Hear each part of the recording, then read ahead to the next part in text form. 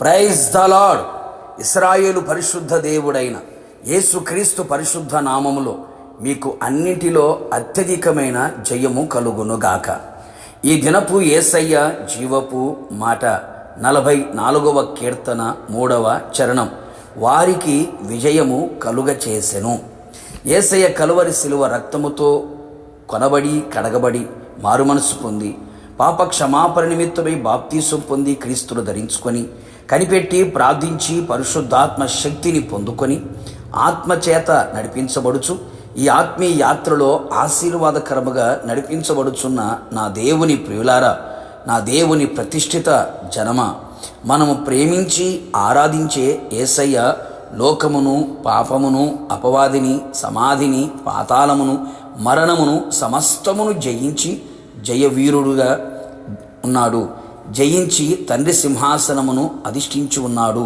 నేను లోకమును జయించి ఉన్నాను, లోకములో మీకు శ్రమ కలుగును, అయినను ధైర్యము తెచ్చుకొనుడి అని సెలవిచ్చినవాడు.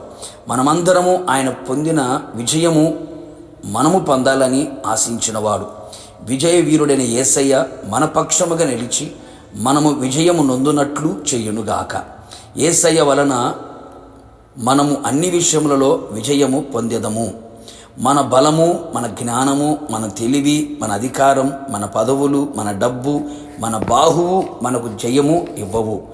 ఆయన మనలను కటాక్షించినప్పుడు ఆయన దక్షిణ హస్తమే, ఆయన బాహువే, ఆయన ముఖకాంతియే మనకు విజయము కలుగు చేయును. రాజులకు విజయము దయచేయువాడు ఆయనే, దుష్టులకు విజయము కొద్ది కాలముండును అని వ్రాయబడి ఉన్నది కదా. విజయం మనకు శాశ్వత కాలం ఉండునట్లు క్రీస్తు రక్తము, క్రీస్తు వాక్యము, క్రీస్తు ఆత్మచేత కడగబడి పరిశుద్ధులమై నీతిమంతులుగా మారెదము. విజయము శాశ్వత కాలము అనుభవించేదము. వారు నీతో యుద్ధము చేయుదురు గాని నేను విడిపించుటకు నేను నీకు తోడై ఉన్నందున వారు నీపై విజయము నొందజాలరు. నిజమే ప్రియులారా, ఈ లోకములో ఎన్నో శ్రమలు, శోధనలు, శత్రువులు, పరిస్థితులు, ఎన్నో పోరాటాలు మనతో, మన ఆత్మీయ జీవితముతో పోరాడుచు ఉండును, యుద్ధము చేయుచుండును. ఆయన మనకు తోడై వాటన్నిటిలో నుండి విడిపించును, మనకు విజయము అనుగ్రహించును. మనము వాటిలో యుద్ధము చెయ్యువారమై ఉండవలెను.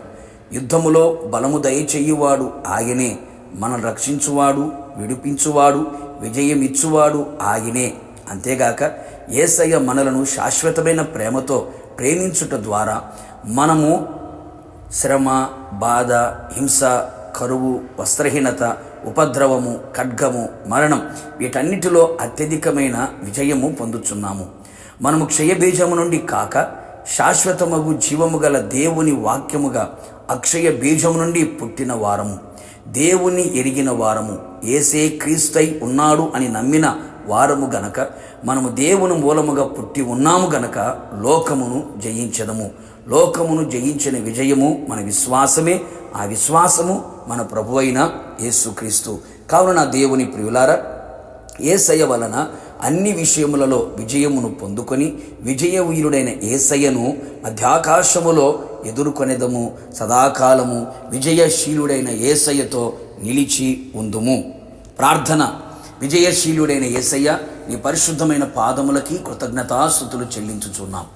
మీరు మాకు విజయమునిచ్చే దేవుడవై ఉన్నందుకు మిమ్మల్ని స్తుతించుచున్నాం.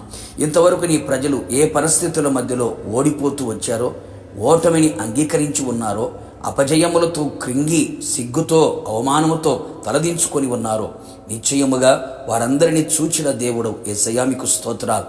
నీ ప్రజలు తల పైకెత్తునట్లుగా విజయ హాసముతో, విజయ ఆనందముతో, విజయోత్సవములతో ఊరేగించబడినట్లుగా విజయవీరుడైన యేసయ్య, నీ బిడ్డల పక్షముగా, మా పక్షముగా మీరు నిలిచి ఉండమని ప్రార్థిస్తున్నాం.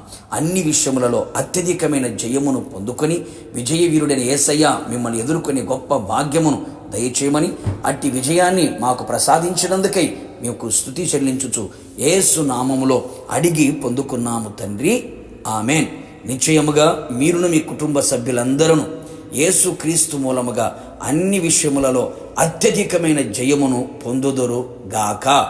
God bless you.